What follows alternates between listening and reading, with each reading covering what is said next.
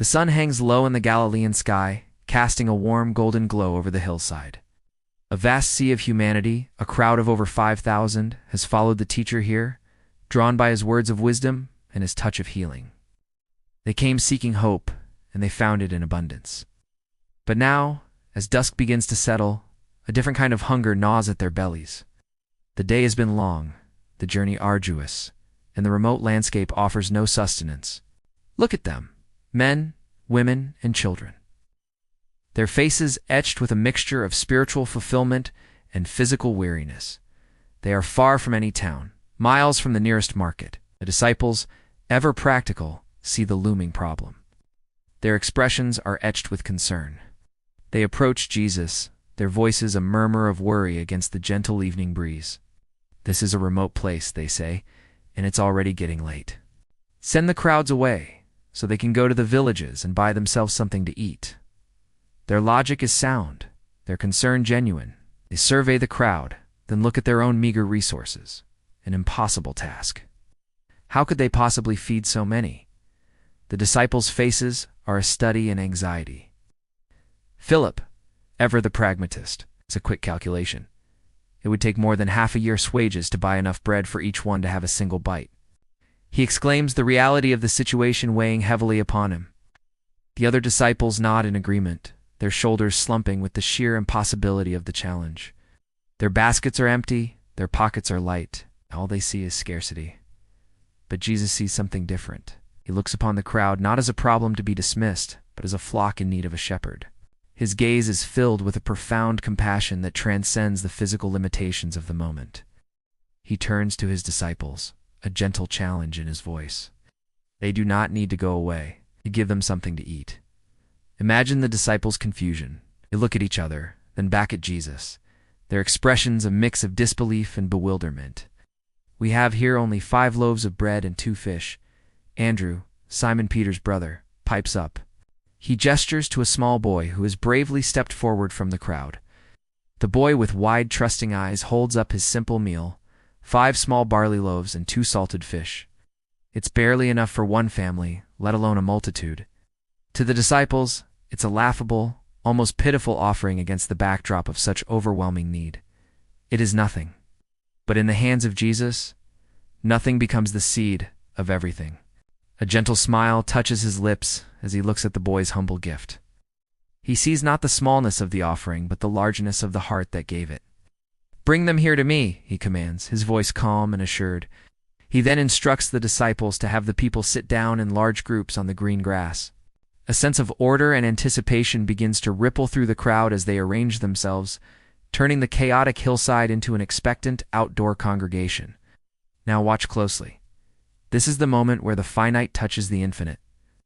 Jesus takes the 5 loaves and the 2 fish. He doesn't look at the crowd, nor does he look at the meager meal in his hands. Instead, he lifts his eyes to the heavens. He is connecting with the source of all abundance, his Father. He gives thanks. In a world of worry and lack, he offers gratitude. A divine golden light seems to emanate from him, a quiet radiance that silences the murmurs of the crowd. The air itself feels charged with holy potential. Then he breaks the loaves. And as he breaks them, a miracle unfolds. He gives the pieces to the disciples, and they, in turn, begin to distribute them to the people. But the food doesn't run out.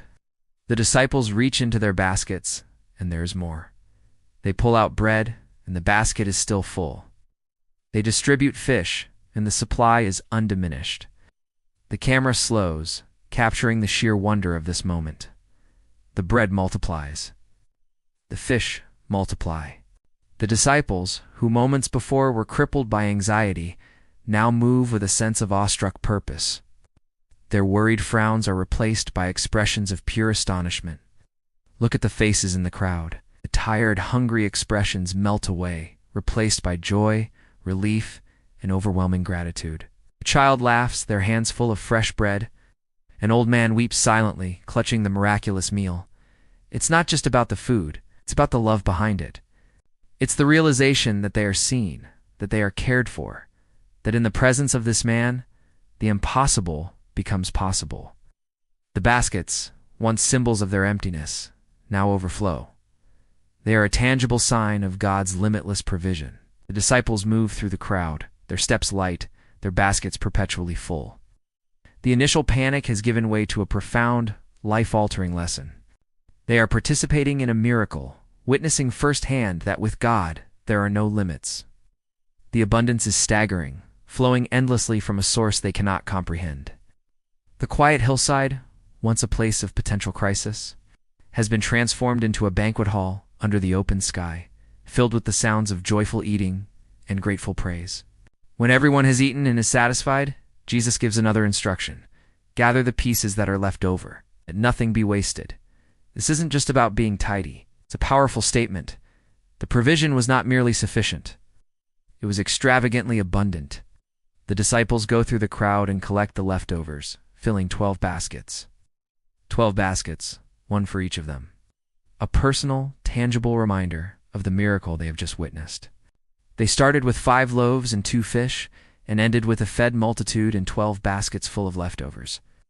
As the last rays of sun dip below the horizon, a deep peace settles over the people. Their bodies are nourished, and their souls are stirred. They have witnessed a power that defies explanation, a love that knows no bounds. They have seen how faith, even the simple faith of a young boy offering his lunch, can become the catalyst for a divine miracle. They have learned that what seems like scarcity to the world is an opportunity for abundance in the eyes of God. This story isn't just about a historical event. It's a timeless truth. It reminds us that in our own lives, when we face situations that seem impossible, when our own resources feel pitifully small, we are invited to offer what we have to God, to lift our eyes from our lack and look to the source of all supply, to have faith that He can take our 5 loaves and to fish our small talents, our limited energy, our humble offerings, and multiply them in ways we could never imagine. Faith sees abundance where the world sees scarcity. Thank you so much for watching this journey with us today. If this story touched your heart, please consider liking this video and subscribing to our channel for more content that inspires and uplifts. We are so grateful to have you as part of our community. God bless.